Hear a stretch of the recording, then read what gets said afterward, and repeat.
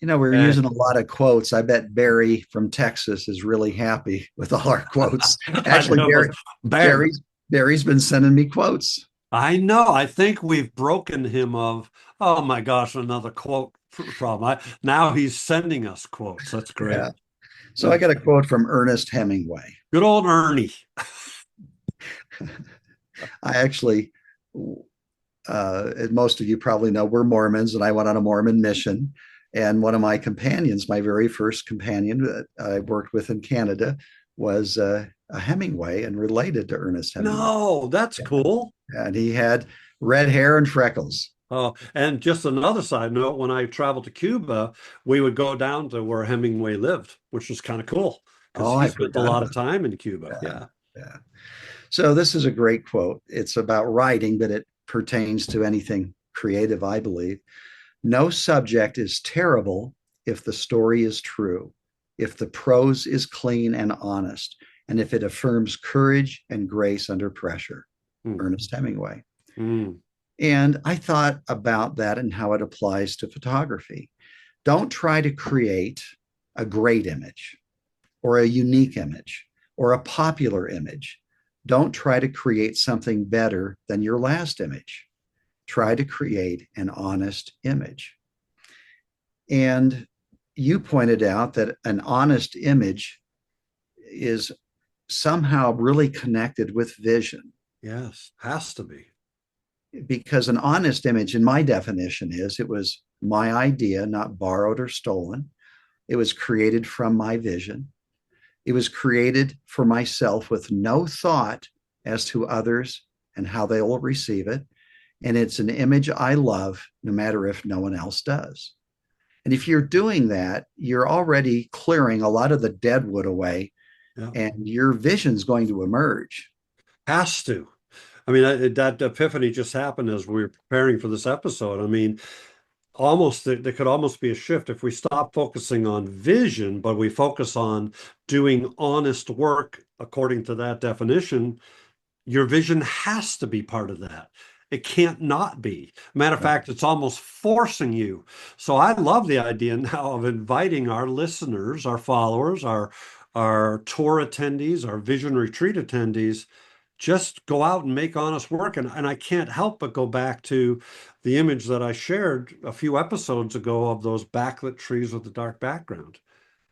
I wasn't trying to be corny and do something technique wise. Not that that's not necessarily a bad thing, right? I was just taken by that moment and then vision and creating an honest image of what that scene was versus me being, and I hate to do this because I'm going there, I'm going to Yosemite on Friday.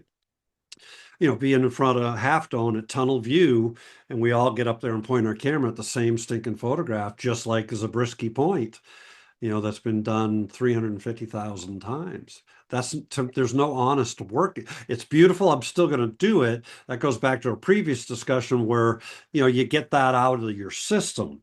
You get that iconic shot out of your system. It's beautiful and iconic for a reason. It's so gorgeous. But then, okay, get that out of my system. Now let's start doing more honest work. I want to try to make a point. I don't know if I can. We'll often speak about things that might offend somebody, taking beautiful photos, creating unique work by using all these fad techniques, shooting iconic locations. And I want to try to differentiate between doing those things for the wrong reasons and using those things as a part of your vision. So, iconic locations. I was in Iceland. I had never studied the work there. I shot an iconic location shot, but I didn't know it was, and I saw it how I saw it. That was honest work. Okay. Uh, Long exposures have been a fad amongst many that have come and gone. So just using a long exposure doesn't make you a fad photographer trying to use a technique to get something different if it's a part of your vision, if that's how you honestly see. And what was the third one? I said iconic locations, fad techniques. Oh, beautiful images. If some people, that is their vision, and it brings to mind Abby creating beautiful images, trying to help people appreciate the wonders of nature. If that's your honest vision, that's a good thing.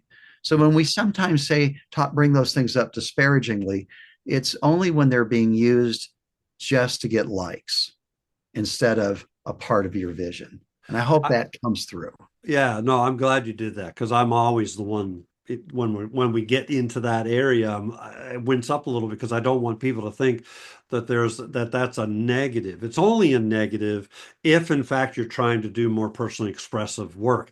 That's a vision blocker, if you will. It probably isn't, but if you know what I mean, it's getting in the way of that Yeah. work. But I If love that I, you said you went to I love that you went to Iceland not having studied and you ended up taking an iconic shot and it's still honest and it's because you never saw it before. So I oh, guess so what you're saying is that when I go to Kenya in whenever I go February, if I take a picture of a lion, which has been done before a million times, but that's I'm not studying lions. I'm not looking at other pictures. Well, a I'm better going to go example there. would be Yosemite. You're going to go to Yosemite. Yeah. Now, it could be a trap if all you do is go to the iconic shots and recreate Ansel shots, which you'll never do because No. you know why? Ansel already did Ansel, John. Yeah, that's right. But if you're there and you can see iconic shots with a unique take, or better yet, you turn to the right, turn to the left, turn to the back, and see other things, Yeah. then you can certainly create honest work. Yeah. But it can become, I don't know, an anchor, a way to stop you from seeing for yourself when you're in an iconic location and you just Yes. can't help but shooting half of them the way Ansel did. Yeah, I mean, it's so in your face. Yeah, you're right. So, good quote, Hemingway. No subject is terrible if the storyline is true. Yeah. Yeah, And yeah. Randy, my friend Randy, if you're watching, he's not a photographer, I doubt he did, Randy Hemingway. Oh, hey, that's right. How cool would that be, though, if all of a sudden you got an email from Randy? All right, good discussion, buddy. See you next time.